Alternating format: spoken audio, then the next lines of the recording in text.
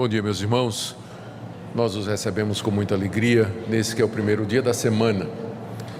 É sempre um privilégio pelo qual nós devemos dar graças a Deus, esse de podermos iniciar a semana na sua casa, louvando ao seu nome, o buscando em oração e escutando a sua instrução. Eu sei que o mundo chama o domingo faz parte do fim de semana, mas para nós é o primeiro dia da semana. Na verdade, a semana começa hoje e nós a começamos aos pés do Senhor, louvando o seu nome, cantando louvores e sendo instruídos na sua palavra. Portanto, sejam todos bem-vindos, que o nosso Deus continue a falar ao nosso coração no restante do culto que nós oferecemos a Ele. Nós estamos no mês de janeiro, onde as classes de escola dominical se fundem numa classe só, classe única, que é dada aqui no templo. E durante esse mês de janeiro nós estamos estudando as religiões mais conhecidas e maiores do mundo. No domingo passado nós vimos, ou pelo menos as que exercem maior influência. Domingo passado nós vimos sobre o Espiritismo, hoje nós vamos ver sobre o catolicismo romano, no próximo domingo sobre o islamismo e no outro domingo sobre as testemunhas de Jeová, se não tiver uma mudança. Ainda estamos vendo qual a importância de falar sobre as testemunhas de Jeová. E então, pelas manhãs, o que acontece é que o culto e a escola dominical, na verdade, é uma coisa só. Hoje pela manhã nós teremos a celebração da Ceia do Senhor, que será feita logo em seguida ao estudo, e encerrada a Ceia do Senhor, encerrado o culto, nós vamos ter a oportunidade para o pinga-fogo, que é a parte de perguntas e respostas, em que vocês podem perguntar o que vocês quiserem, e eu farei uma promoção hoje, para cada pergunta uma resposta, certo? Então está em promoção hoje, se você fizer uma pergunta você terá uma resposta, nem que seja eu não sei, tá bom? Então isso será feito ao término do culto. Nós vamos celebrar a ceia depois do estudo, e depois é que vem o período de perguntas e respostas. Vamos orar mais uma vez, pedindo que o nosso Deus nos oriente agora nessa parte de estudo. Sim, Senhor, nós te damos graças pelo privilégio de começar a semana aos teus pés, cantando louvores ao teu nome, lendo a Escritura, orando e também estudando. Pedimos ao Senhor que teu Espírito Santo continue conduzindo cada parte do que está sendo feito aqui nessa manhã. E agora nessa sessão de estudos, ó Senhor, pedimos que ilumines o nosso entendimento e que o Senhor nos fortaleça na Tua verdade, porque é só ela que nós desejamos. Em nome de Jesus, amém.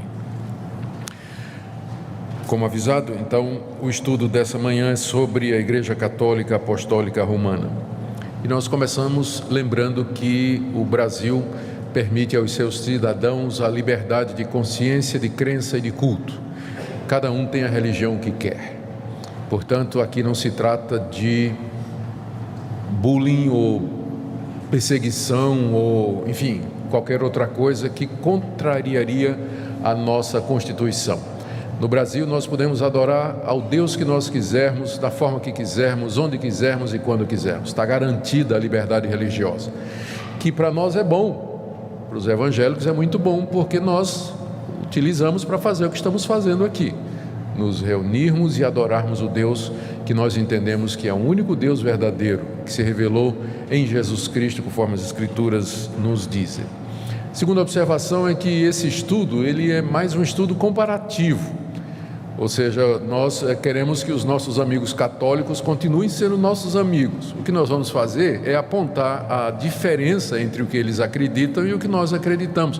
E por que nós achamos que essa diferença, ela faz com que não haja de fato nós não podemos nos considerar como sendo parte da mesma religião. Há um movimento chamado Movimento Ecumênico que deseja que o catolicismo romano e as igrejas protestantes, elas acabem esquecendo as diferenças e andando juntas. Eu vou procurar mostrar hoje de manhã por que isso é impossível.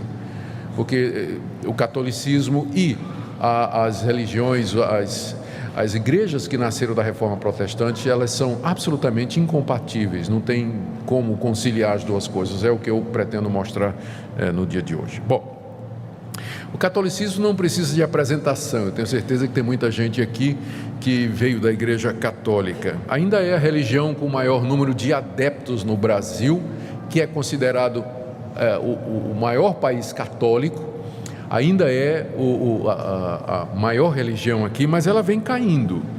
Em 1940, 95% dos brasileiros eram católicos. Em 1991, caiu para 83%. Em 2000, caiu para 73%. E no último censo, agora de 2010, o IBGE nos diz que apenas 64% dos brasileiros se declaram católicos, ou seja, tem tido uma queda constante a Igreja Católica em número de adeptos aqui no Brasil. E dessa porcentagem de 64% da população brasileira, apenas uma porcentagem bem menor é que é de fato praticante, ou seja, considerado em números reais, alguns chegam a dizer que se os evangélicos, que costumam ser mais praticantes, assim o forem, no final, o número de evangélicos e católicos praticantes é mais ou menos pau a pau, né? Chega perto um do outro, e a diferença é que o número de evangélicos vem crescendo a cada censo que é feito pelo IBGE. A igreja evangélica vem crescendo no Brasil, e isso com a passagem de muitos católicos para essas igrejas, especialmente as pentecostais e neopentecostais. Deixe-me dar aqui um pequeno histórico do começo da Igreja Católica. Embora ela diga que começou com Cristo, na verdade, ela toma forma a partir de 324 com o decreto do imperador Constantino, que torna o cristianismo em religião oficial do Império Romano. E multidões então concorrem para a igreja cristã para ganhar o favor do imperador. E não se conformando com a pureza do evangelho simples, começou-se a acrescentar ritos pagãos e modificar doutrinas. Eu vou falar de alguma delas mais adiante. No século XI, na verdade em 1054, houve o grande cisma do Oriente, foi a primeira grande divisão na igreja chamada católica. As pessoas geralmente pensam que a reforma protestante foi a grande divisão. Não.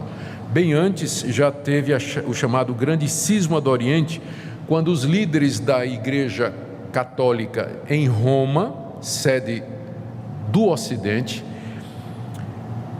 e os líderes da igreja de Constantinopla, que era a capital do Oriente, eles discordaram com relação ao papel do Papa, que a essa altura já vinha crescendo. O Papa queria ser o pai de toda a cristandade, mas os cristãos do Oriente, com sede em Constantinopla, disseram: isso aí nós não vamos aceitar. E aí se excomungaram. O Papa de lá excomungou o Papa de cá, e o Papa de cá excomungou o Papa de lá. Então, as duas igrejas se dividiram com excomunhão mútua, e essa excomunhão foi levantada recentemente, em 1965. Então pararam de considerar excomungados e voltaram ao diálogo. Só para vocês saberem, os protestantes foram excomungados durante a Reforma Protestante, e nós não fomos ainda, não suspenderam ainda a nossa excomunhão, né? Então, nós somos excomungados da Igreja Católica, e essa excomunhão nunca foi suspensa, né? Então, essa conversa de irmãos separados, não. Na prática, né, oficialmente, os protestantes são heréticos e são excomungados da Igreja Católica, e de acordo com a doutrina católica, já que fora da Igreja Católica não há salvação, então nós de fato estamos perdidos indo para o inferno. Mas a primeira grande divisão da Igreja Católica foi exatamente em 1054, e já por conta dessa questão do Papa, né? E aí veio no século XVI uma tentativa de reformar outra vez a Igreja. Havia muita insatisfação com a igreja, que a essa altura já estava organizada, o papado já estava funcionando plenamente, mas havia padres, sacerdotes, professores de teologia dentro da igreja que achavam que estava tudo errado, e a questão da venda das indulgências, né, vender o perdão. O Papa dava um documento escrito perdoando os pecados, e variava o quanto você podia pagar, e isso foi para construir a Catedral de São Pedro. Pedro, né, lá em Roma. Então os emissários do Papa percorreram a Europa toda vendendo as chamadas indulgências, né? O tesoureiro do Papa era o Tetzel. Ele dizia que quando a moeda caía tilintando no cofre, a alma saía voando do purgatório. Então Lutero não aguentou isso, né? Lutero e outros diziam, mas isso também é demais. E começou então um movimento de reforma querendo consertar essas doutrinas dentro da Igreja Católica. O movimento não deu certo para reformar a igreja de dentro para fora, e o Papa Leão alguma coisa excomungou Lutero e todos os que seguiam Lutero. Lutero então saiu da igreja e começou o movimento da reforma protestante na Europa no século XVI. E aí homens como Lutero, Calvino, Zwinglio, John Huss, eles se separaram e aí nasceu a igreja protestante ou reformada, de onde nós viemos. O ano que vem nós estaremos comemorando 500 anos desse movimento, 500 anos da reforma protestante. Bom, a Igreja Católica, logo em seguida, se reuniu em concílio na cidade de Trento, e durante 18 anos ela discutiu o que fazer diante do crescimento da reforma protestante em todo o mundo. E aí esse concílio, que é um concílio extremamente importante, é chamado o Concílio da Contra-Reforma, foi quando a Igreja Católica tomou posição com relação aos protestantes. Eles fizeram o seguinte: as principais decisões que eles tomaram: condenaram a doutrina protestante da justificação pela fé. O Concílio de Trento diz: maldito todo aquele que disser que o homem é justificado somente pela fé. Então, é maldito, é excomungado, anátema, né? Então, disseram isso aí. Declarou que o único texto bíblico autêntico é a tradução de São Jerônimo, no século IV, denominada Vulgata. De fato, um pai da igreja chamado Jerônimo, a mando do imperador, no século IV, ele traduziu a Bíblia do grego, do hebraico e do aramaico para o latim. Não é que não tinha outras versões em latim antes, tinha inclusive uma versão chamada a Velha Latina, mas como havia divergências, então foi pedido que ele fizesse uma tradução, e Jerônimo fez essa tradução. E nessa tradução ele incluiu livros apócrifos, livros deuterocanônicos. Ele fez um trabalho muito amplo. Não é que ele dizia que aqueles livros eram inspirados, mas ele aproveitou e já traduziu aquilo que circulava na época e tudo, né? Então é aí que começa a diferença da Bíblia católica e da Bíblia protestante. O Concílio de Trento diz que a única Bíblia certa é a Vulgata Latina, com acréscimo de 7 livros ao antigo cânon, lista de livros que antes eram usados. Mantiveram os 7 sacramentos da igreja. Os 7 sacramentos, eu não sei se eu me lembro de cabeça aqui, mas é o batismo, a confissão auricular, as ordens, a extrema unção, o casamento, o sacerdócio, e tem mais um que me foge agora, mas são os sacramentos da igreja. Até aqui havia 2 sacramentos, que era o batismo e ceia. Eu esqueci, a ceia.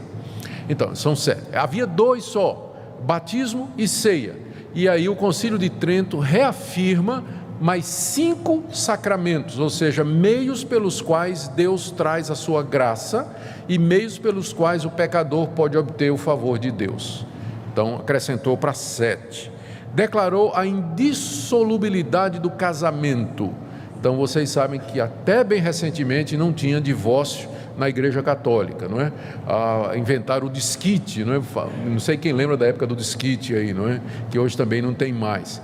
Hoje em dia a posição da Igreja Católica tem mudado com relação a isso, mas a indissolubilidade do matrimônio começa aí.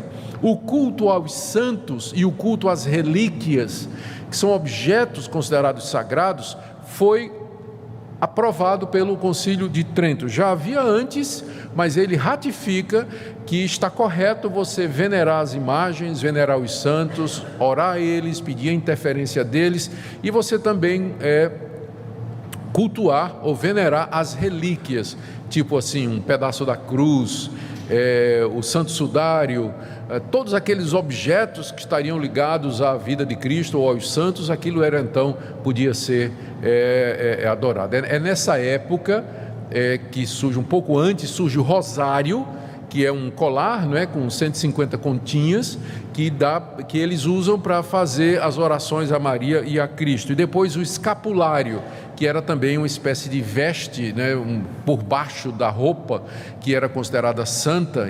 Inclusive, eu procurei essa declaração, como eu não achei, então não trouxe, porque eu não quero dizer o que eu não tenho certeza. Mas eu me lembro de ter lido que dizia que se alguém morre com escapulário, então ele de fato vai ter o perdão dos seus pecados. É quando a doutrina também, no Concílio de Trento, a doutrina do purgatório e das indulgências é reafirmada, embora a questão das indulgências sofreu uma repressão por parte da Igreja Católica, porque ela admitiu que houve abusos, não é? Ainda é possível, mas você pergunta, como é que é possível hoje? Sim, a missa de sétimo dia, né? Ela é a forma moderna da indulgência. Você paga essa missa e é uma missa em que é feita a oração 7 dias depois pela alma daqueles que foram embora. Então continua se pagando pelo perdão de pecados, né?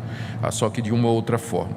Esses dogmas do Concílio de Trento, que foram passados, começou em 1546, eles nunca foram revogados, né?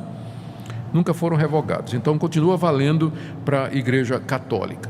Então, atualmente a Igreja Católica tem uma grande influência política no mundo, ela tenta se revitalizar com papas carismáticos, como o Papa Francisco, mas em todo o mundo ela está experimentando uma diminuição acentuada em sua membresia. Isso se deve à secularização. Na Europa, por exemplo, lá também os protestantes estão perdendo membros, não é? Se deve particularmente ao crescimento do movimento evangélico em todo o mundo. Deixa-me tentar passar para vocês, no tempo que nós temos, algumas doutrinas básicas da Igreja Católica Romana. Primeiro, com relação à fonte de autoridade. Essa pergunta é sempre muito importante. O que é que uma determinada religião ou grupo religioso aceita como fonte de autoridade? A Igreja Presbiteriana diz que a Bíblia e somente a Bíblia é a palavra de Deus.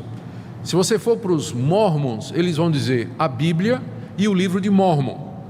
Quando a gente estudar o islamismo, vocês vão ver que a fonte de autoridade é outra. Eles vão aceitar a lei do Antigo Testamento, as palavras de alguns profetas, o Evangelho de Jesus e o Alcorão, que foi a revelação que Deus deu a Maomé. Sempre o Espiritismo, como nós vimos no domingo passado, aceita como fonte de autoridade a Bíblia e as informações dos espíritos através dos médiuns. O que a Igreja Católica aceita como fonte de autoridade? Ela tem 3 fontes de autoridade, enquanto que os protestantes protestaram contra isso, né? E o lema da reforma foi sola escritura, exatamente esse ponto. A Igreja Católica tem 3 fontes de autoridade. Primeiro, a Bíblia. Ela aceita a Bíblia como sendo a palavra de Deus. Só que para ela, a Bíblia não é uma revelação fechada, completa. Além da Bíblia, Deus continuou a se revelar na Igreja. E é o que eles chamam de tradição. É aquilo que os pais da igreja no século II, século III, foram percebendo que era a verdade de Deus, o desenvolvimento dessas doutrinas que estão na Bíblia e que tem que ser recebidas no mesmo nível de igualdade da Bíblia, a tradição oral. E o magistério, que são as decisões e pronunciamentos do colégio episcopal, encabeçado por um papa infalível. Então, essas 3 fontes constituem a base de autoridade da Igreja Católica.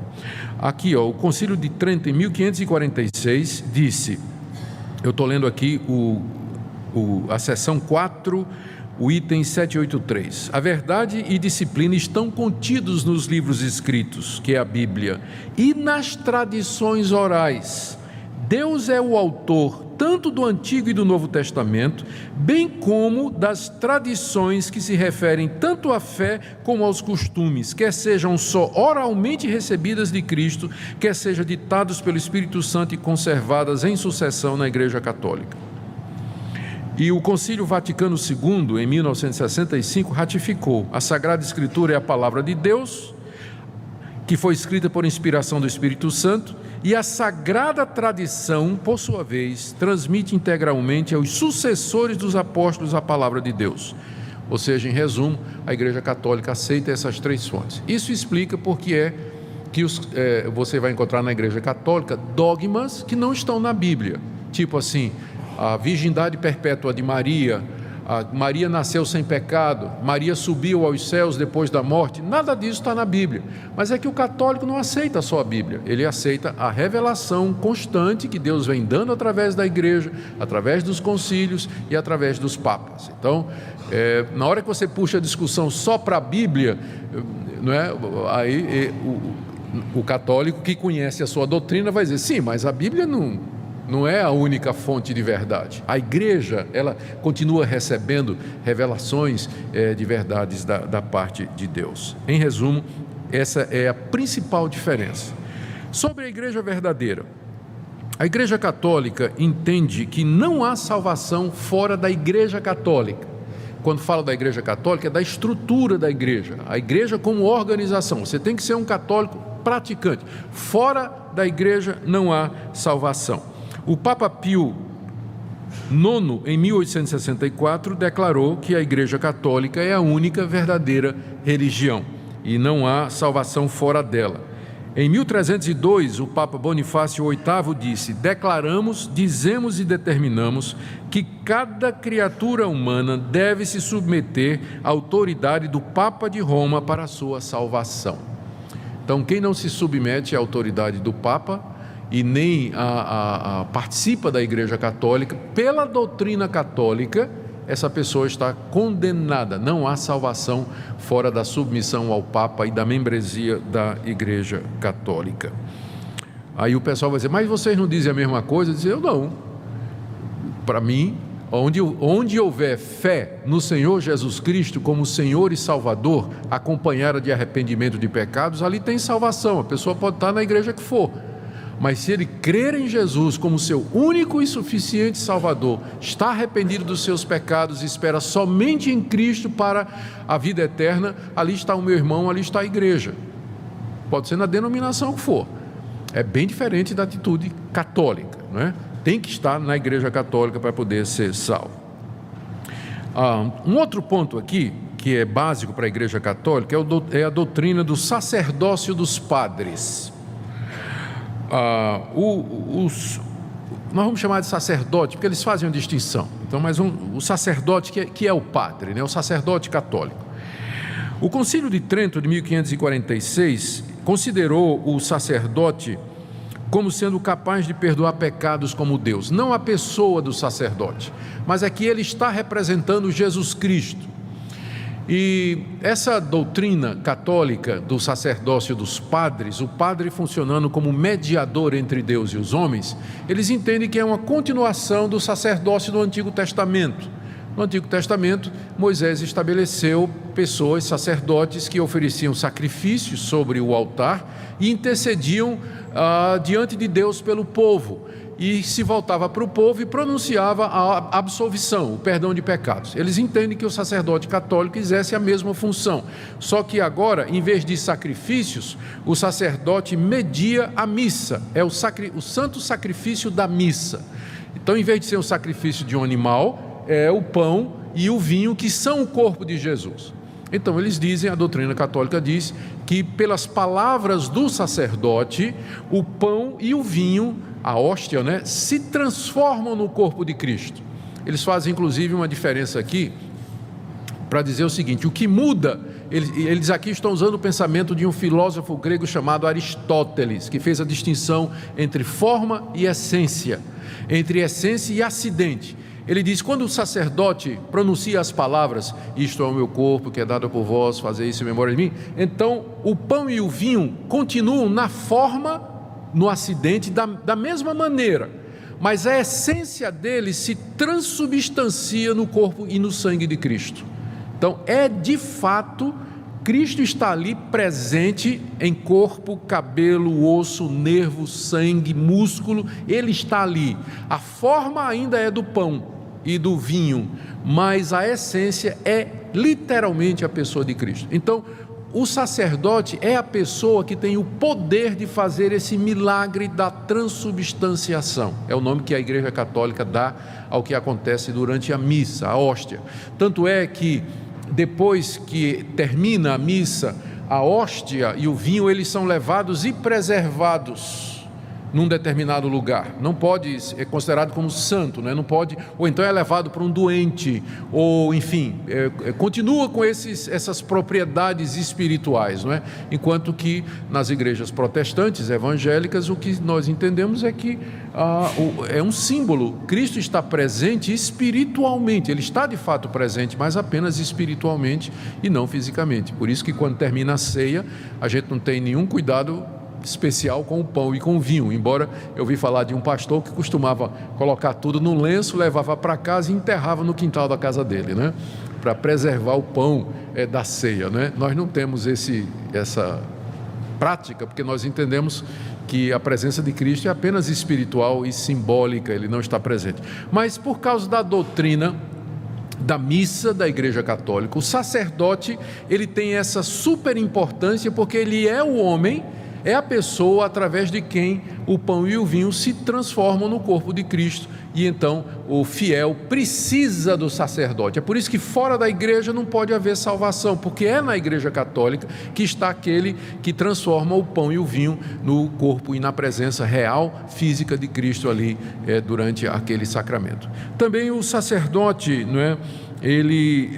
Aqui eu tirei uma citação de um livro católico que diz assim: sem os sacerdotes, a morte de Cristo não teria valia para nós. Pelas suas palavras transformam um pedaço de pão em Deus. Então, essa a ideia, não é? E exatamente também por conta disso, é que o sacerdote, ele é capaz de perdoar pecados na confissão auricular. Ele pode declarar que os pecados daquele penitente que está confessando os seus erros no confessionário estão perdoados. O sacerdote é aquele que faz a extrema unção, que prepara o católico para a morte. A extrema unção, a última unção, é aquele momento em que ele então redime e perdoa os pecados daquela pessoa que está às portas da morte. Por isso, na Igreja Católica, o sacerdote, o padre, o ministro, ele tem essa posição elevada, enquanto que nas igrejas protestantes o pastor é um membro normal da igreja, né? O pastor não tem esses poderes, a não ser em algumas igrejas que apareceram por aí, que tem apóstolo que faz coisa do arco da velha. Mas nas igrejas protestantes reformadas, tradicionais, o pastor, ele é o ministro da palavra, ele ensina a palavra de Deus, é um irmão como outro qualquer, mas que recebeu os dons de pastorear, ensinar e pregar, e foi separado para esse ministério. Mas ele não perdoa pecados, não transforma, não tem nenhuma transformação que ocorre aqui. Eu não posso lhe ungir para perdoar pecados na hora da sua morte. Então a visão é completamente diferente da função do pastor na igreja e do padre na Igreja Católica. Sobre a Bíblia, como eu disse, eles aceitam a Bíblia como palavra de Deus, mas não como a palavra exclusiva de Deus e única de Deus. Eles têm, como eu disse, a Vulgata Latina, que é a versão oficial da Igreja Católica, e o Concílio de Trento acrescentou 7 livros aos 66 que eram recebidos como palavra de Deus: Tobias, Judite, 1 Macabeus, 2 Macabeus, Baruque, Sabedoria e Eclesiástico. Então, esse ponto aí nós já discutimos, não é? Sobre o Papa. A palavra Papa quer dizer pai. Na visão católica, os papas, eles são os sucessores de Pedro, que teria sido o primeiro Papa. E, portanto, tem a mesma autoridade que Pedro. O texto fundamental para essa doutrina católica é Mateus, capítulo 16, a partir do verso 13, indo Jesus para os lados de Cesareia de Filipe, perguntou a seus discípulos: quem diz o povo ser o Filho do Homem? E eles responderam: uns dizem João Batista, outros Elias e outros Jeremias ou algum dos profetas. Mas vós, continuou ele, quem dizeis que eu sou? Respondendo Simão Pedro, disse: tu és o Cristo, o Filho do Deus vivo. Então Jesus lhe afirmou: bem-aventurado és, Simão Barjonas, porque não foi sangue e carne que te revelaram, mas meu Pai que está nos céus. Também eu te digo que tu és Pedro, E sobre esta pedra edificarei a minha igreja, e as portas do inferno não prevalecerão contra ela. Dar-te-ei as chaves do reino dos céus. O que ligares na terra terá sido ligado nos céus, e o que desligares na terra terá sido desligado nos céus. Essa passagem, de acordo com a Igreja Católica, é onde Jesus dá a Pedro o primado da igreja. Pedro é a pedra sobre a qual a igreja se ergue. Tu és Pedro, e sobre esta pedra, que é você, eu vou edificar a minha igreja. Então Pedro foi colocado por Cristo como fundamento da igreja, e Cristo disse para ele: eu vou te dar as chaves do reino dos céus. Essa é a razão pela qual Pedro, na teologia católica, quando ele nas imagens e nas figuras de Pedro, ele sempre aparece com um chaveiro, né? Com um molho de chaves pendurado no cinto. São Pedro é o porteiro do céu, né? Porque Jesus deu a ele as chaves do reino dos céus. Isso é o que a Igreja Católica ensina, tá, gente? Não estou concordando com isso, não. Estou apenas explicando. Então, Pedro teria total poder sobre a igreja, porque Cristo deu esse poder, deu as chaves e disse: o que você fizer no céu será, o que você fizer na terra será confirmado no céu. Deus confirma as decisões de Pedro e dos seus sucessores, que são os papas.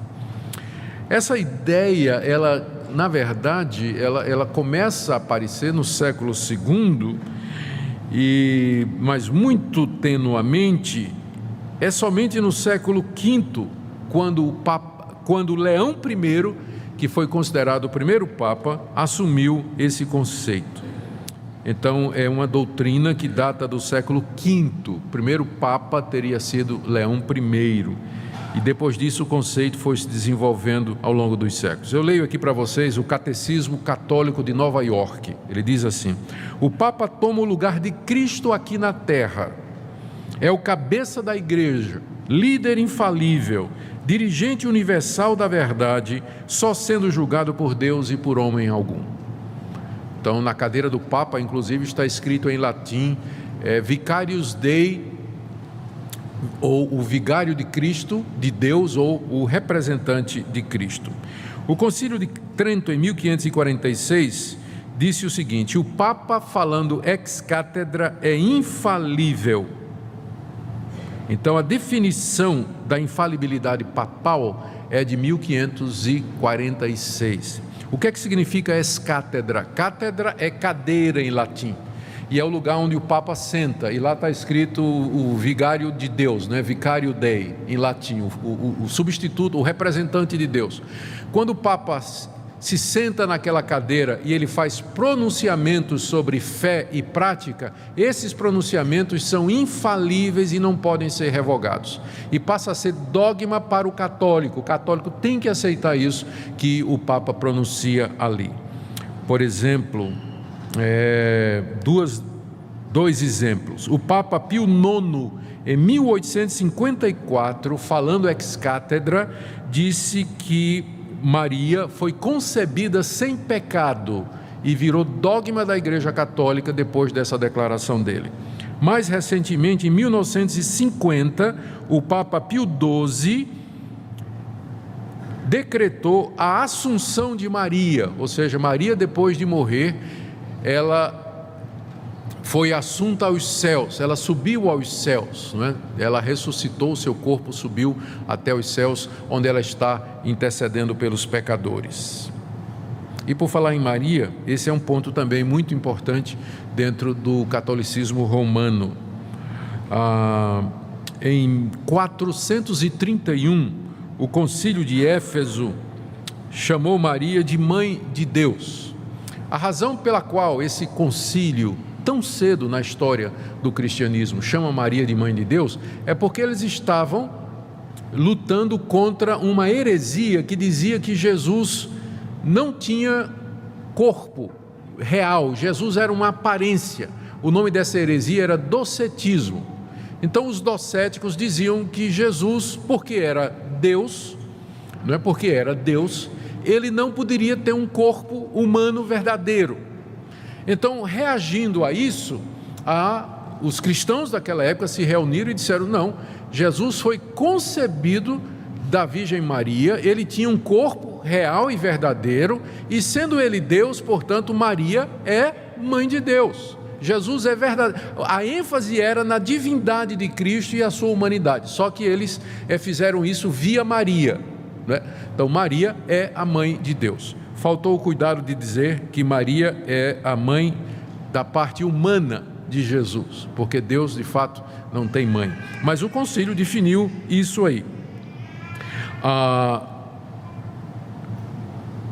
Maria passa a ser considerada então a mediadora entre Deus e os homens. Vocês todos já devem ter visto aqueles plásticos no vidro traseiro do carro de alguns amigos católicos dizendo: pede à mãe que o filho atende, não é? Pede à mãe que o filho atende. Em 1854, o Papa, eu já falei, decretou a Imaculada Conceição de Maria. Em 50, olha o que o Papa Pio XII declarou: Maria ressuscitou dos mortos logo após a sua morte, foi levada aos céus e lá entronizada como rainha dos céus. Então, na teologia católica, Maria está agora assentada no trono à direita de Deus, juntamente com Jesus Cristo, e ela é a mediadora entre Deus e os homens, entre Deus e Cristo. Purgatório é uma doutrina que foi declarada como dogma em 1439 por Gregório o Grande. Tomás de Aquino, que é o grande teólogo católico, ele diz assim: no purgatório o sofrimento é idêntico ao do inferno, só que dura menos. Purgatório, na teologia católica, é um estado após a morte, em que entram aqueles que cometeram pecados mortais e, após certo sofrimento, esses pecados são purificados e eles sobem aos céus. A teologia católica faz diferença entre pecado mortal e pecado venial. São 7 pecados mortais: gula, blasfêmia, assassinato, mentira, adultério, e tem os pecados veniais, que são todos os outros.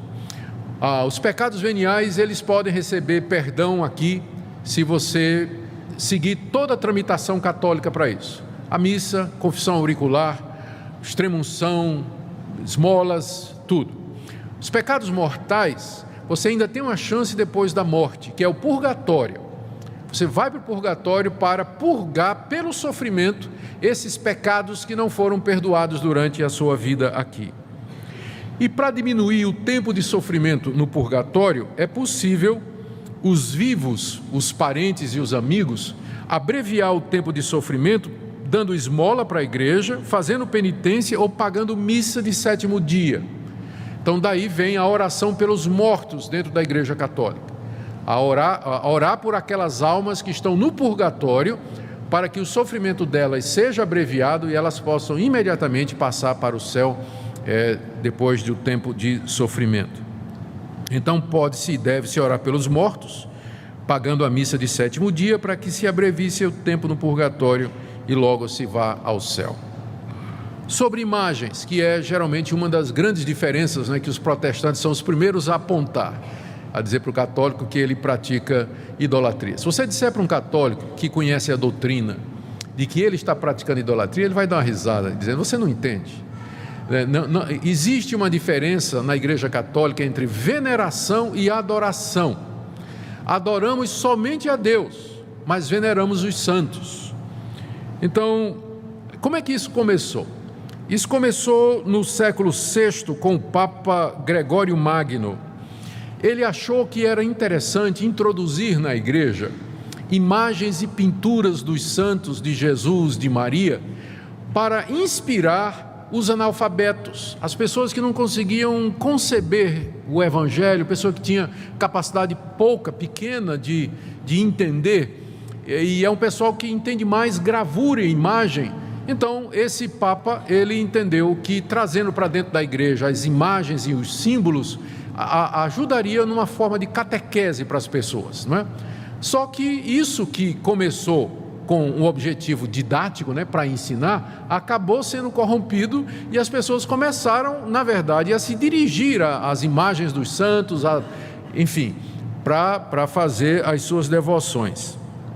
Em 787, o segundo concílio de Nicéia regulamentou isso e fez essa distinção.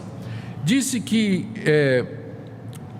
venerar vem do verbo grego douléo, que significa servir, e é a atitude que o católico pode ter para com os santos, para com as imagens e as relíquias. Eles veneram, no sentido que eles respeitam, eles fazem devoções, dirigem orações, fazem pedidos aos que já morreram, mas a adoração, que vem do grego latreu ou latria, é dirigida somente a Deus. Só que na prática o catolicismo popular não tem a menor ideia dessa distinção. A gente sabe disso. As pessoas, na verdade, se curvam mesmo diante das imagens, diante da imagem de Maria, e prestam a essas imagens adoração, dirigem orações, fazem pedidos, fazem promessa, cumprem voto. Então, se isso não é adoração, eu não sei o que é. Acaba sendo uma distinção semântica apenas, porque na prática é a mesma coisa. No catecismo, o catecismo católico, ele traz a lista dos 10 mandamentos, e é interessante, o terceiro mandamento, o segundo mandamento que está na Bíblia, inclusive na Bíblia deles, diz: não farás para ti imagens de escultura, não as adorarás, nem lhes darás culto. É o segundo mandamento, que proíbe que os que conhecem a Deus façam imagens ou representações de Deus ou de qualquer outra coisa e preste culto àquela imagem. O catecismo católico tirou esse mandamento, e para completar 10, dividiu o 10º mandamento em 2. O 10º mandamento diz assim: não cobiçarás a mulher do teu próximo, não cobiçarás coisa alguma do teu próximo, nem o seu boi, nem o seu jumento, nem nada. O que é que o catecismo católico fez? Ele dividiu esse mandamento em 2. O 9º mandamento passa a ser: não cobiçarás a mulher do teu próximo, e o 10º mandamento passa a ser: não cobiçarás as coisas do teu próximo. Por quê? Porque tirou o segundo mandamento, que diz: não farás para ti imagem de escultura. Então, os 10 mandamentos no catecismo católico é diferente dos 10 mandamentos que você tem aqui, porque foi excluído o mandamento a respeito das imagens. Embora na Bíblia católica, na Vulgata, tenha. E, por fim, talvez a diferença mais importante é a justificação do pecador diante de Deus. Como é que a pessoa é justificada diante de Deus? A teologia católica admite que Cristo morreu na cruz pelos pecadores, admite que Ele deu sua vida para perdoar pecados. Contudo, a justificação do pecador, o perdão que é dado ao pecador, não é um ato de Deus em que Ele nos considera justo e nos perdoa os pecados de uma vez para sempre. Mas o que é que acontece? Deus infunde, Ele derrama dentro de nós a sua graça e a sua justiça, que nos capacita a fazer boas obras. Então, dessa combinação de Deus dando a sua graça no coração do pecador, e o pecador fazendo caridade, obedecendo os mandamentos, indo para a igreja, seguindo os sacramentos, então dessa cooperação é que o pecador morre na esperança de ser salvo. Enquanto que na teologia protestante, a pessoa é salva pela fé, é um ato de Deus, Deus perdoa de uma vez por todas e, portanto, a pessoa pode ter certeza de que está perdoado e salvo. Na teologia católica, o católico não pode ter essa certeza, porque a salvação é uma cooperação entre a graça de Deus e as obras do pecador. Então, nunca vai poder ter certeza, não é, de que você de fato vai ser perdoado, que você não sabe se as suas obras elas são em número suficiente ou a cooperação é suficiente para garantir isso. Enquanto que, ou usando outro termo, na igreja reformada como a nossa, a salvação é monergista, ou seja, é um ato de Deus e de Deus somente. Na igreja católica é sinergista, é um ato de Deus junto com a colaboração do pecador. É errado você dizer que o católico acredita que a salvação é só pelas obras. Ele não vai dizer isso. Ele vai dizer, não, Cristo morreu pelos meus pecados, eu creio na graça de Deus, mas só que eu tenho que fazer a minha parte. Se eu não fizer a minha parte, isso não vai adiantar nada.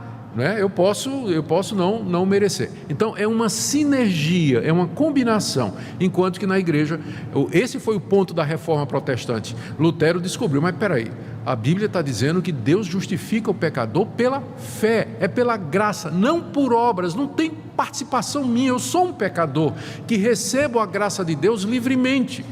A salvação é um dom de Deus do começo ao fim, ela não é resultado da minha cooperação com Deus. E você vê como essa ideia, né, sinergista, esse pensamento católico da cooperação do pecador na salvação, ela impregnou a nossa cultura brasileira. Eu costumo dizer que os evangélicos brasileiros continuam com a alma católica, porque é duro para o evangélico, não é, entender isso. Ele sempre fica pensando que ele tem que colaborar para a salvação dele, para a justificação dele. E aí, quando chega seitas evangélicas dizendo: você tem que dar isso, você tem que fazer campanha tal para poder fazer a sua salvação, você tem que fazer sacrifício e tudo mais, o brasileiro vai com muita facilidade, porque essa mentalidade de cooperação com Deus para a salvação está na raiz do povo brasileiro, que foi colonizado pela Igreja Católica. Né? Ideias populares do tipo assim, você vê escrito na traseira do caminhão, né? O bom filho Deus ajuda. Já viram aquela caminhão que tem uma plaquinha atrás, o bom filho Deus ajuda, né? Então, essa cooperação sua com Deus para a salvação, isso é da teologia católica. As obras que são necessárias para que o pecador participe para ser salvo, o católico participe para ser salvo, incluem a confissão, participação na missa e extrema unção. Olha o que é que o Concílio de Trento, aquele da Contra-Reforma, declarou na seção 6ª, no cânone 9. Se alguém diz que o pecador é justificado pela fé somente, significando que nada mais é requerido para cooperar a fim de obter a graça da justificação, que seja maldito. Ou seja, nós somos, de acordo com o Concílio de Trento, malditos, porque nós cremos exatamente nisso, que a justificação é pela fé. Cristo fez uma obra completa, não tem nada mais a ser feito a não ser humilhar-se diante de Deus, reconhecer que é pecador e receber gratuitamente o perdão completo que Cristo comprou na cruz por nós.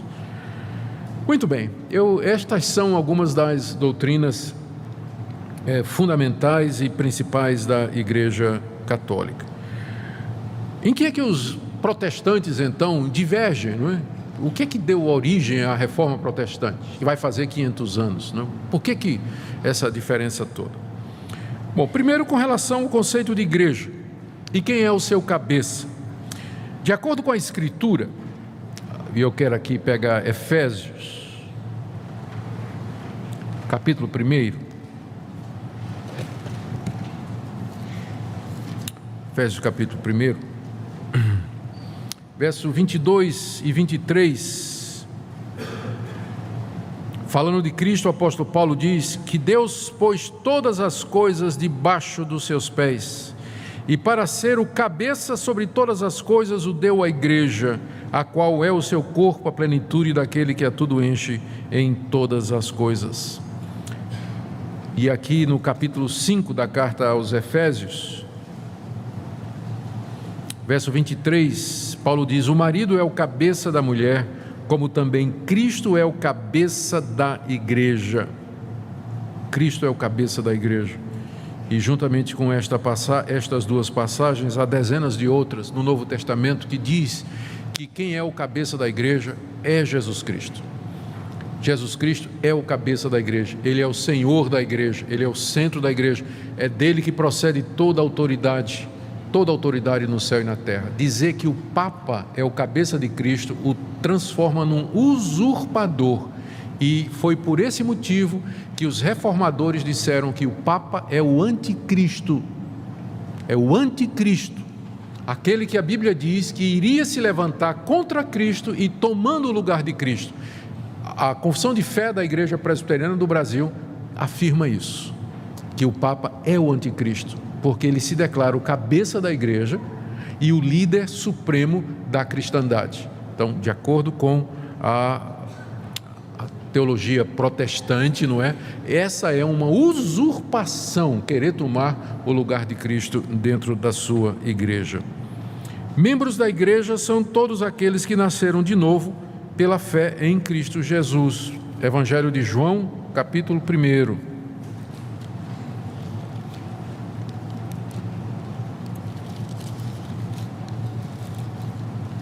João, capítulo 1. Verso 11.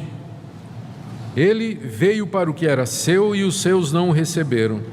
Mas a todos quantos o receberam, deu-lhes o poder de serem feitos filhos de Deus, a saber, os que creem no seu nome, os quais não nasceram do sangue, nem da vontade da carne, nem da vontade do homem, mas de Deus. Filhos de Deus, membros da Igreja de Cristo, são todos aqueles em todo lugar que creem em Jesus Cristo como sendo o Filho de Deus. Sobre sacerdócio, há várias listas de dons espirituais no Novo Testamento e sacerdote não aparece em nenhuma delas. Quando a Bíblia fala sobre sacerdote, se refere a Cristo como sendo o único sacerdote que nós temos. Hebreus, capítulo 7, verso 17, onde se refere a Cristo dizendo... citando o Salmo 110, verso 4, Tu és sacerdote para sempre, segundo a ordem de Melquisedeque. O que o autor da carta aos Hebreus está dizendo é que os sacerdotes do Antigo Testamento eram da tribo de Levi e faziam parte de uma ordem temporal. Eles foram constituídos durante um tempo para ministrar aqueles sacrifícios de animais que eram tipos e figuras de Cristo. Uma vez que Cristo veio, não há mais sacerdotes, pessoas que vão administrar sacrifícios como mediadores entre Deus e os homens, porque Cristo é não somente o sacrifício, mas Ele é também o sacerdote. Ele é aquele que é o mediador entre Deus e os homens. Por isso não tem mais a figura de sacerdote. Lá no livro de Apocalipse, capítulo 1, o apóstolo João se refere aos cristãos da seguinte maneira, verso 5, começar no verso 4. João, às 7 igrejas que se encontram na Ásia, graça e paz a vós outros, da parte daquele que é, que era, que há de vir, da parte dos 7 espíritos que se acham diante do seu trono, da parte de Jesus Cristo, a fiel testemunha, o primogênito dos mortos e soberano dos reis da terra.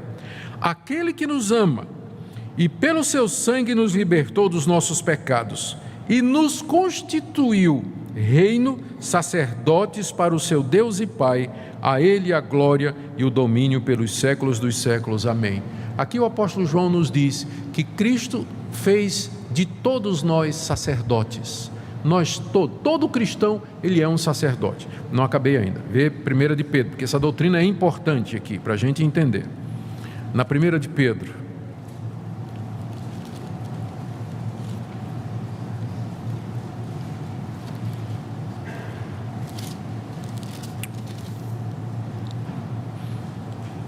capítulo 2, escrevendo aos cristãos, Pedro diz, verso 9: Vós, porém, sois raça eleita, sacerdócio real, vocês são sacerdócio real, nação santa, povo de propriedade exclusiva de Deus. Pedro se refere aos cristãos como sendo sacerdócio real, nação santa, povo exclusivo de Deus. Quando os reformadores iniciaram a reforma da igreja no século XVI, eles acabaram com essa distinção entre sacerdócio e leigo, entre esse ofício de sacerdote, não é? Que era o mediador entre Deus e os homens, e o laicato. O leigo é aquele que não é sacerdote. E os reformadores disseram que todos os crentes são sacerdotes. Daí veio a doutrina do sacerdócio universal de todos os crentes. Todos os crentes têm acesso a Deus, todos os crentes podem ministrar de acordo com os dons que eles receberam. E aquilo que o crente faz na sua vocação, como dona de casa, médico, pedreiro, motorista, vaqueiro, agricultor, aquilo é um serviço que ele presta a Deus. Então, essa doutrina do sacerdócio de todos os crentes foi fundamental no entendimento das diferenças, porque na Igreja Católica o sacerdote é aquela classe de pessoa especial que funciona como mediador entre Deus e os homens, através de quem vem a graça, vem o perdão e a misericórdia. Para nós isso tudo é Jesus Cristo. É Cristo quem faz isso hoje. Ele é o único mediador entre Deus e os homens. E os discípulos de Cristo são sacerdotes no sentido de que eles ministram, eles têm acesso a Deus e eles, com a sua vida e a sua vocação, servem a Deus aqui nesse mundo. Sobre a Bíblia, sobre as fontes de autoridade. Aqui é que pega também. Fonte de autoridade. Como nós vimos, a Igreja Católica recebe a tradição e o magistério ao lado da Bíblia como sendo fonte de novas revelações e de novas doutrinas. Já primeira coisa, os apóstolos, eles foram aqueles através de quem Deus revelou a verdade pela última vez. E os apóstolos eram de um número limitado, eles foram escolhidos no número de 12, Paulo entra como um nascido fora de tempo, mas porque 12 para contrabalancear com as 12 tribos de Israel, a igreja do Antigo Testamento e a igreja do Novo, então era um número específico de 12. O alvo de Deus com os apóstolos era fazer a revelação da verdade e escriturar essa verdade. Os apóstolos, eles já têm consciência de que o que eles estão escrevendo é palavra de Deus. Paulo, quando escreveu a carta aos Gálatas, no capítulo 1, ele diz assim: se vier um anjo do céu trazendo outro evangelho a não ser esse que eu estou pregando, seja maldito. Seja maldito. No final do livro de Apocalipse, o apóstolo João diz que quem acrescentar ou tirar alguma coisa a esta revelação será também castigado proporcionalmente por Deus. Já há na própria Escritura consciência de que ela é a revelação final de Deus. Carta aos Hebreus, capítulo 1: tendo Deus outrora falado muitas vezes e de muitas maneiras aos pais pelos profetas, nesses últimos dias nos falou pelo seu Filho. Cristo é a última, a maior e a revelação final de Deus para nós. O Novo Testamento registra essa revelação, e ao encerrar a Bíblia, Deus, entendam o que eu vou dizer, não tem mais nada a nos dizer. O que Ele queria nos dizer, Ele nos disse através de Moisés, dos profetas, de Cristo e dos apóstolos. Ponto final. Já há consciência na Bíblia de que o que passar disso não vem de Deus. Os apóstolos já começaram a lutar com os falsos profetas. Quem eram os falsos profetas na época de Paulo, Pedro, João? Eram pessoas que diziam que tinham um novo entendimento ou uma revelação além daquela que os apóstolos estavam ensinando. Os apóstolos combateram ferozmente aquilo ali, dizendo: não tem, acabou. Judas, carta de Judas. Judas é irmão de Jesus, é o irmão de Jesus que escreve essa carta. Ele diz assim: eu estou escrevendo essa carta para encorajar vocês a lutar pela fé que de uma vez por todas foi dada à igreja. Já foi dada de uma vez por toda. Então o que vem além disso é de homens. É de homens. Então todas essas doutrinas que não têm base na Bíblia, que se desenvolveram ao longo da história, elas não foram desenvolvidas com base na Bíblia. Purgatório não tem base bíblica, Assunção de Maria não tem base bíblica, veneração de homens não tem base bíblica, purgatório não tem base bíblica.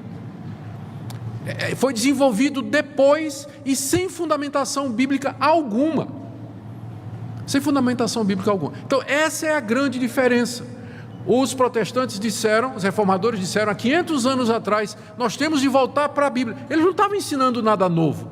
Eles disseram: nós queremos voltar ao início de tudo, queremos voltar à fé simples, original da Bíblia e nos livrar de todo esse acúmulo de doutrinas que foram inseridas na igreja pelos papas, pelo magistério católico e pela tradição, que não tem fundamentação. Nós não queremos isso, queremos voltar para a Bíblia.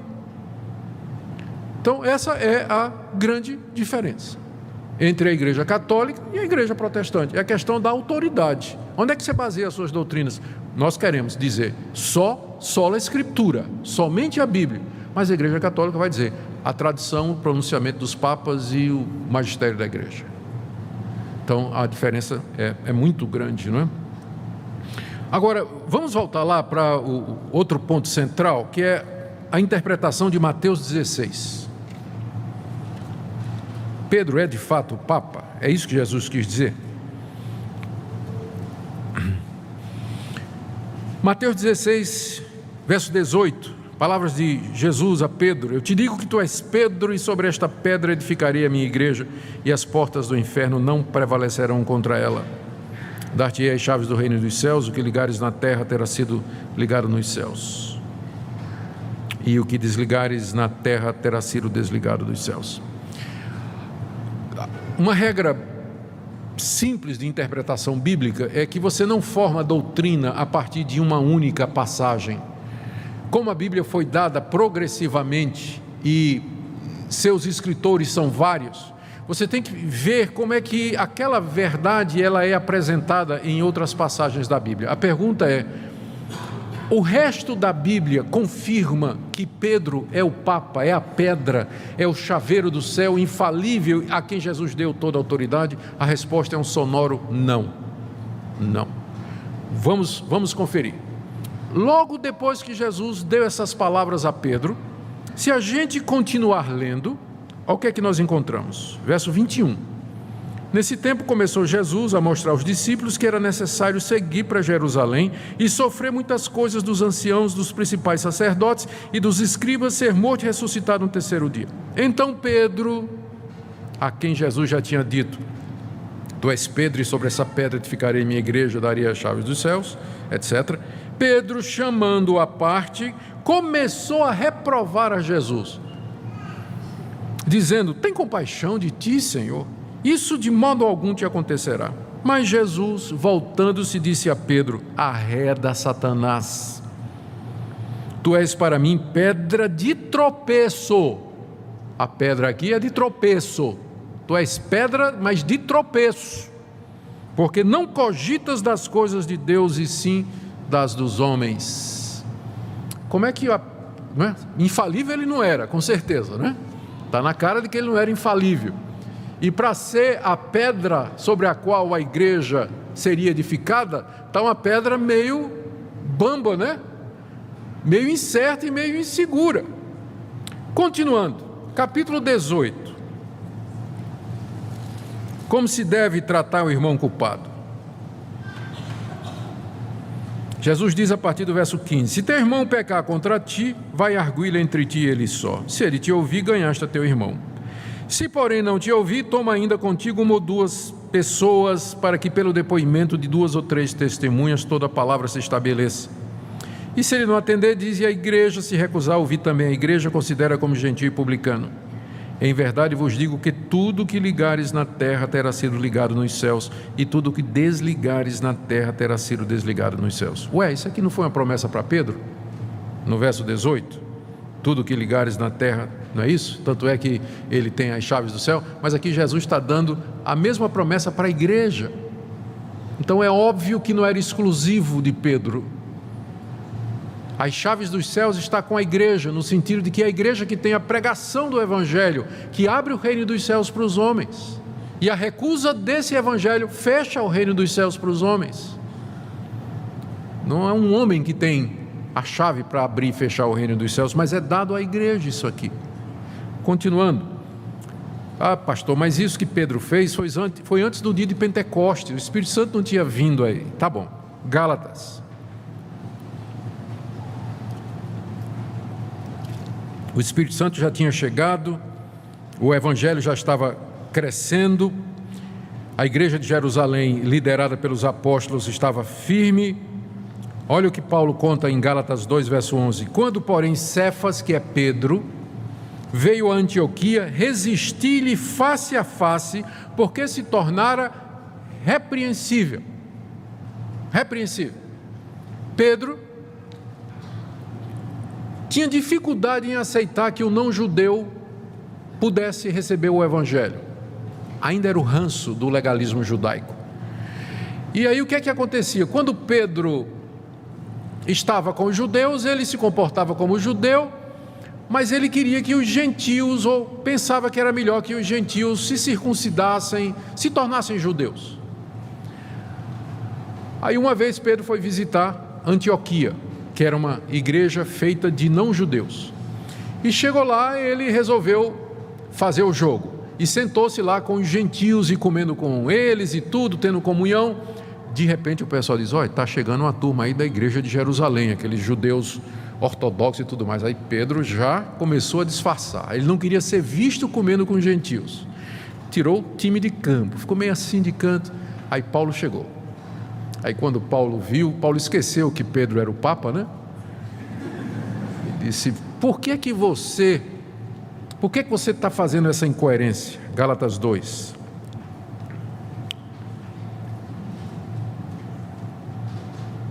Verso 14: quando vi que não procedia corretamente segundo a verdade do Evangelho, eu disse a Cefas na presença de todos: se tu, sendo judeus, vive como gentio e não como judeu, por que obrigas os gentios a viverem como judeus? Ele expôs a incoerência de Pedro.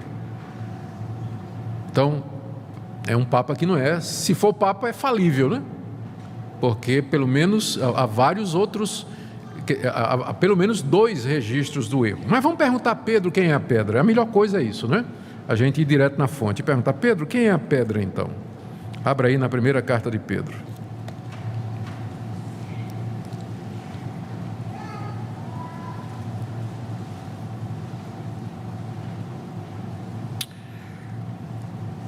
Vamos ler 1 de Pedro, capítulo 2,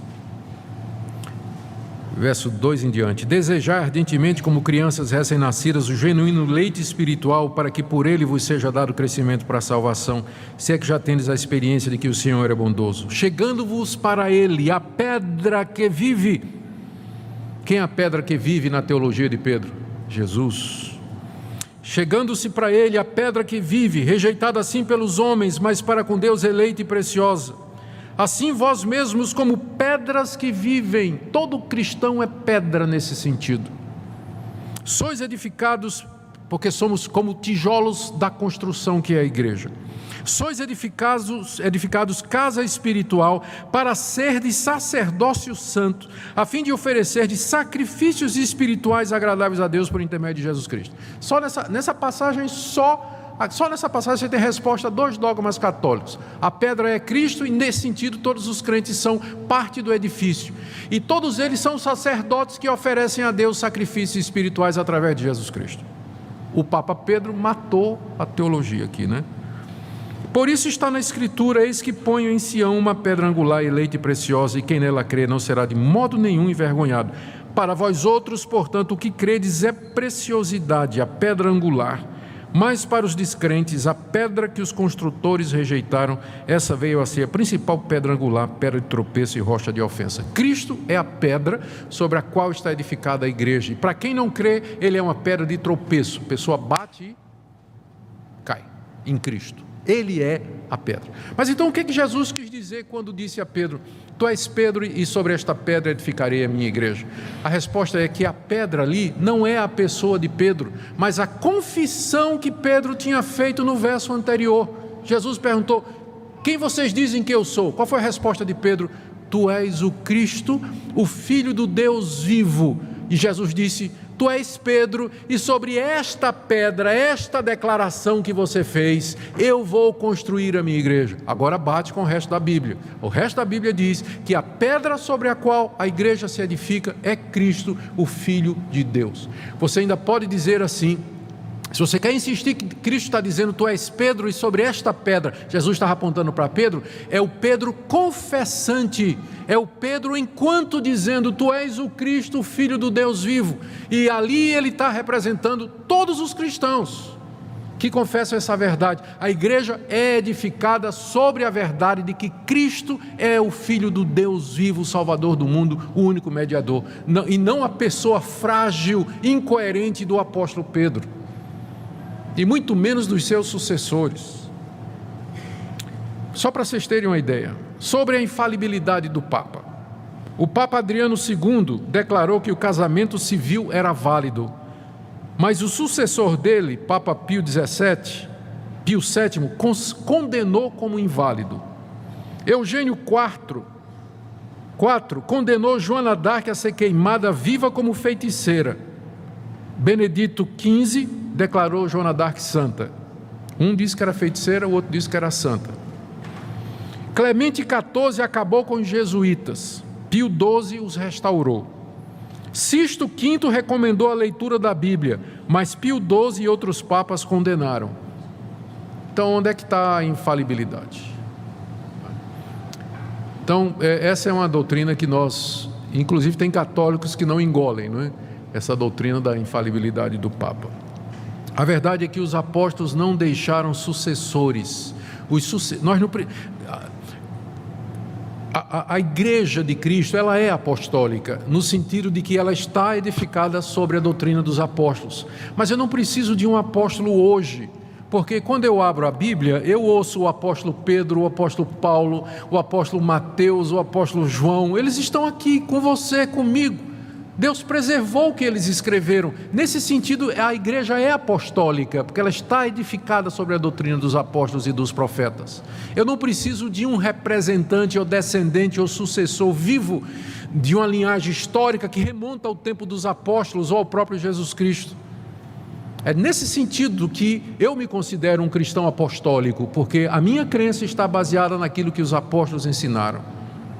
Meu problema não é com igreja católica, porque a igreja católica significa simplesmente universal. Apostólica, também não tenho um problema com isso. Meu problema é com o romana. Esse é o nosso problema, certo? Essa é a nossa dificuldade. Mas eu sou um cristão católico apostólico e você também. O problema é que nós não somos romanos. Temos dificuldade com essa parte aí, porque de Roma saíram todas essas doutrinas que nós entendemos que não estão de acordo com a palavra de Deus. Sobre Maria, pouca coisa precisa ser dita, não é? Os evangélicos, eles devem lembrar que Maria de fato foi uma judia piedosa, temente a Deus, e às vezes por conta dos exageros católicos sobre a pessoa de Maria, a gente nem prega sobre Maria, né? É difícil um pastor evangélico pregar sobre Maria, porque tem medo dos abusos lá, mas Maria é um exemplo para nós. Ela é uma mulher de fé, sem dúvida, entra na galeria daquelas santas mulheres piedosas que serviram a Deus através da história da igreja, mas isso não quer dizer que nós vamos admitir coisas que a Bíblia não diz sobre ela, que ela nasceu sem pecado. O argumento da igreja católica para que Maria nasceu sem pecado é que ela não podia ter pecado, porque senão Jesus nasceria com pecado. Então, para que Jesus nascesse sem pecado, Maria não podia ter pecado. Mas aí você vai ter que usar o argumento ad hominem ou ad infinito. Então Maria, a mãe de Maria, também não podia ter pecado. E a mãe da mãe de Maria também não podia ter pecado. E aí você vai ter que admitir a existência de uma linhagem que vem de Adão, de pessoas que nunca tiveram pecado para poder resultar em Cristo Jesus. Vejam o absurdo disso aí. A respeito dela ser mediadora entre Deus e os homens, não é? A Bíblia nos diz em 1 Timóteo, capítulo 2, de 5 a 6, há um só Deus e um só mediador entre Deus e os homens, Jesus Cristo, o homem. E em João 14, 6, Jesus Cristo disse: eu sou o caminho, a verdade e a vida, ninguém vem ao Pai senão por mim. Então está muito longe da Bíblia o dogma a respeito de Maria. Sobre a missa nós já explicamos que o sacrifício de Cristo foi feito de uma vez por todas e ele não se repete. E, portanto, na ceia nós apenas celebramos em memória. Sobre o purgatório, a Bíblia é muito clara. Mais uma vez, você não encontra na Bíblia a doutrina do purgatório, que depois da morte a pessoa vai purgar os seus pecados através do sofrimento nesse lugar. Quando a Bíblia descreve o que acontece depois da morte, é sempre dizendo que há apenas 2 lugares, 2 estados e 2 situações. Em João 3,16 a 18 está dito que Deus amou o mundo de tal maneira que deu o seu Filho unigênito para que todo aquele que nele crê não pereça, mas tenha vida eterna. E aí ele acrescenta no verso 18, dizendo assim: quem nele crê não é julgado, o que não crê já está julgado, porque não crê no nome do unigênito Filho de Deus. Quem crê será salvo, quem não crê já está condenado. Pronto. É assim que a Bíblia descreve. A história do rico e Lázaro, lá de Lucas 16, volta a dizer isso. 2 pessoas morreram, uma foi para o céu, outra foi para o inferno. Não havia consciência do que estava acontecendo, desejo de retornar, tudo aquilo foi vedado, o lugar era a situação era fixa e imutável. Hebreus capítulo 9, verso 27, aos homens está ordenado morrerem uma só vez, depois disso vem o juízo. Não há nada na Bíblia que fale de uma segunda chance depois da morte, ou um período de purgamento de pecados. O dia da salvação é hoje, aqui e agora, pela fé em Jesus, nós resolvemos o nosso destino. E na prática, na prática eu ia dizer que não tem diferença entre venerar e adorar, já falei sobre isso. E por fim, a salvação, que é o ponto de maior divergência, né? Efésios capítulo 2, a palavra de Deus é muito clara a respeito disso. Efésios capítulo 2, versos 8 e 9, foi um verso muito usado na Reforma Protestante. Pela graça sois salvos, mediante a fé, e isso não vem de vós, é dom de Deus, não de obras, para que ninguém se glorie. É nessa verdade, nessa pedra que nós nos firmamos. E pensando agora já nas conclusões, por isso que nós não podemos considerar a Igreja Católica Apostólica Romana como uma igreja irmã. Quando um amigo católico é convencido da verdade que os protestantes ensinaram, e ele deseja se tornar membro de uma igreja protestante, ele é rebatizado, exatamente porque nós não consideramos o batismo católico como sendo válido. Não é válido porque a intenção é outra. Esqueci de mencionar isso aqui. O batismo na igreja católica, ele tira a culpa do pecado original. Para nós o batismo não tira culpa, nem lava pecado de ninguém. É o símbolo da aliança que Deus tem conosco e com os nossos filhos. A Confissão de Fé de Westminster, nós já dissemos, considera o papado como sendo o anticristo, ou como expressão do anticristo, alguém que toma o lugar de Cristo aqui nesse mundo. A Igreja Presbiteriana proíbe os pastores de realizar culto ecumênico com sacerdote católico. Então, não me convide na sua formatura, se você quiser um culto ecumênico, eu vou ter que ficar constrangido, mas vou dizer não, porque a Igreja Presbiteriana proíbe os seus pastores de participar de culto ecumênico, exatamente porque não considera a Igreja Católica como sendo uma igreja irmã, uma igreja que seja irmã. Quer dizer então que não tem crente verdadeiro na Igreja Católica? Não, eu não estou dizendo isso. Na verdade, eu creio que tem.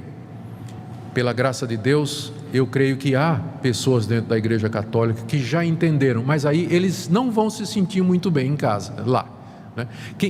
A pessoa que entendeu que ela foi salva pela graça, pelo sacrifício completo de Cristo, e ela crê somente em Jesus Cristo, ela vai começar a se sentir incomodado com a veneração aos santos, a relíquia, a ênfase em Maria como mediadora, a exortação para que seja submisso ao Papa e aceite esses dogmas, né?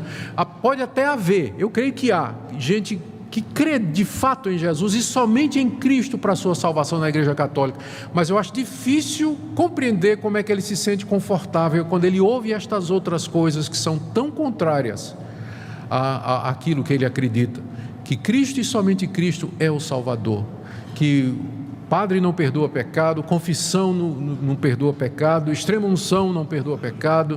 Quem perdoa pecado é Deus mediante Jesus. Quando eu me arrependo e creio nele, confesso os meus pecados e peço perdão. Então, como dissemos, no Brasil há liberdade de crença, não é? Todo mundo acredita no que quiser. E aqui não se constitui nenhum embaraço ou bullying, não é? Dos nossos amigos católicos, apenas explicando as diferenças que há entre aquilo que nós cremos e aquilo que a Igreja Católica acredita. Vamos orar. Nosso Deus, nós não queremos apenas um debate de opiniões, mas nós queremos ficar firmes na verdade. E nós entendemos que essa verdade está revelada na Bíblia. Nos ajuda a entender a Bíblia com clareza, a não acrescentar nada, e que tudo que nós façamos tenha fundamentação na Bíblia, porque ela é a tua palavra, palavra de Deus, como espada, martelo, rocha, fogo, escudo, lâmpada. São todas essas figuras que ela usa para nos dizer da sua importância e da sua exclusividade. Pedimos, nosso Deus, que nos perdoe quando fomos além da Bíblia ou ficamos aquém do que ela ensina. Nós queremos pedir também quando, às vezes, temos sido intransigentes com aquelas pessoas que não pensam como nós. Nos ajuda a amar e a mostrar a verdade em amor. E nós oramos por aqueles que estão aqui nesta manhã e que ainda não compreenderam a verdade simples do Evangelho, que teu Filho Jesus é a pedra, a rocha, quem nele crê não será envergonhado, e que nele há plena e completa salvação. Ajuda os nossos filhos a entender a importância da igreja, da classe de catecúmenos, da doutrinação. Senhor, não é por causa da instituição, por causa da figura da igreja, mas porque nós queremos a verdade, queremos te servir dentro da verdade. Tu procuras aqueles que te adoram em espírito e em verdade, e é isso que nós queremos ser e fazer. Agora, Senhor, quando vamos celebrar a ceia, dê que seja um momento de confirmação na verdade daqueles que creem e de despertamento para aqueles que ainda estão em dúvida. É o que nós te pedimos em nome de Jesus.